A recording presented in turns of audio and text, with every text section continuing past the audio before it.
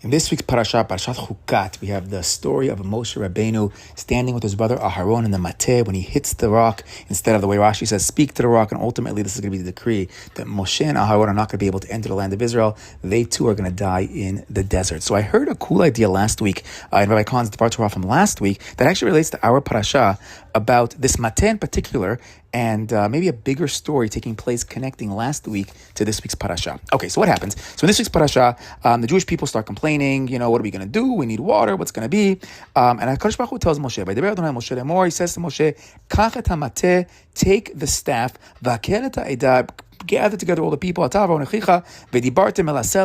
the rock, you're going to bring out the water, the water is going to come out of the rock, and you're going to give them and their cattle, everyone's going to have the water that they need.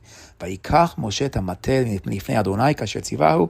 Rabbeinu takes the mateh from in front of HaKadosh Baruch Hu, and he does exactly like HaKadosh Baruch Hu says at that point. He gathers them all together and he says to them, Shimuna Morim, all of you rebellious people, I'm going to bring the water from the rock. And we know the whole story that ultimately this is going to be a mess up and Moshe and Aharon are not going to make it in.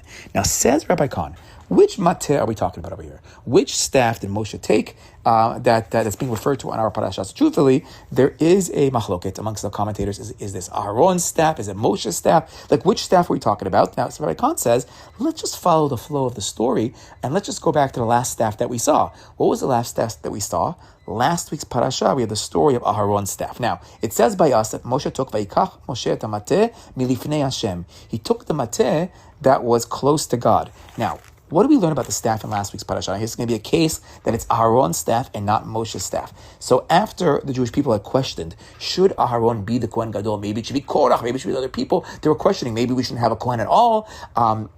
So then what happens? So ultimately Hashem does a test, and he says everybody should bring their mateh and write their name on the mateh, every head of the tribe, and then Aharon has his mateh, and then Aharon's mateh flourishes, and the flowers come out, the budding fruits come out, the shkedim, the almonds, and this big miracle takes place with Aharon's staff. And then it says, Vayomer Hashem al Moshe, God tells Moshe, Hashev et mateh Aharon lifnei ha'edut lemishmeret leot livnei meri. Hashem then says, take Aharon's staff, put it by the edut, put it by the mishkan, for the mishmeret, let's keep it for long term, leot livnei meri, to have a sign for the rebellious people, and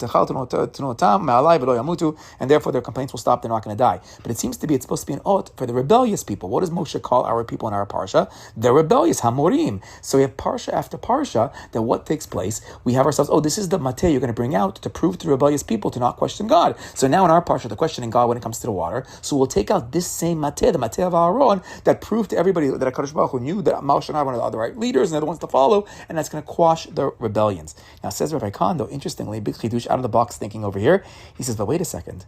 In our parasha, we have the 38 years went by very quickly, hidden. The Torah doesn't even tell us, but the 38 years went by. This is now the next generation. He says, normally we read last week's parasha, this great rebellion against Aharon and against Moshe, Korach, saying, I want to be Kohen Gadol. It's a rebellion against Korach, against Aharon. The Jewish people want to replace the leaders of the Jewish people. So we always read the story that they won. Because what happened?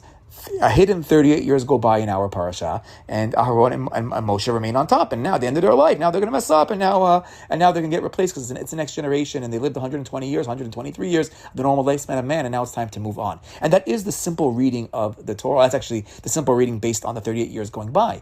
But says Rabbi Khan, if you just follow the flow of the parashas, one parasha to the next parasha, the Torah hides the fact that 38 years go by, and it's like one story following the next story. And what do we see over here? Maybe in a certain sense, the Jewish people got what they wanted. Yeah, behind the scenes, 38 years went by, but ultimately they wanted to replace Aharon. They wanted a new Kohen Gadol. So what's going to happen in this week's parasha?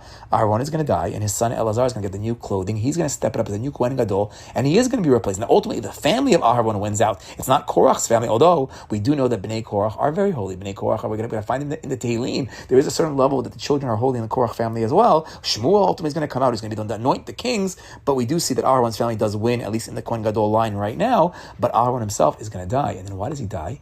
He dies with the very mateh, the very staff that proved that he's supposed to be the great one. This mateh kind of becomes now his Achilles' heel. Here's the mateh to prove to everybody that you're the chosen one, and now by you and Moshe not using it properly, you're going to die through this mateh. So interesting, ironic twist, the way Rabbi Khan reads the parashiyot. Shabbat Shalom.